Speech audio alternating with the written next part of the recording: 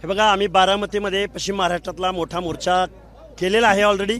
आणि आज रोजी आम्ही सोलापूर जिल्ह्यातल्या पाटकुळ मोहोळ तालुक्यातल्या गावामध्ये आम्ही ओबीसी बांधवांनी काय आहे, आजपर्यंतचे मोर्चे, लाखोंचे मोर्चे हे जिल्ह्याच्या ठिकाणी, तालुक्याच्या ठिकाणी होतात. पण आम्ही आता ठरवलं आहे की आमची माणसं ज्या डोंगराच्या कुशीला राहतात, काबाड कष्ट करतात, त्यांच्या गावामध्ये जायचं आणि तिथं हजारोंची, लाखोंची सभा घ्यायची. हा जी आर आम्ही इथं फाडला आहे प्रतिकात्मकरित्या. पण हा जी आर जोपर्यंत रद्द होणार नाही तोपर्यंत इथला ओबीसी इथल्या सत्ताधाऱ्यांना, विरोधकांना, आमदारांना, खासदारांना, कारखानदारांना, जागीरदारांना मानणार नाही, मतदान करणार नाही.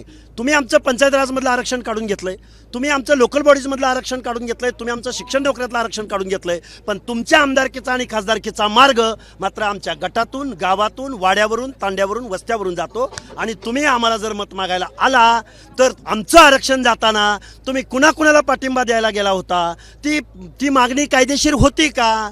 हा जो जी आर काढला गेला, या जी आर अन्वये ओबीसीचं आरक्षण वाचलं का संपलं हे तुम्ही आम्हाला कधी सांगणार? आणि तुम्ही काय करत होता हा आम्ही प्रश्न इथल्या सत्ताधाऱ्यांना विचारू.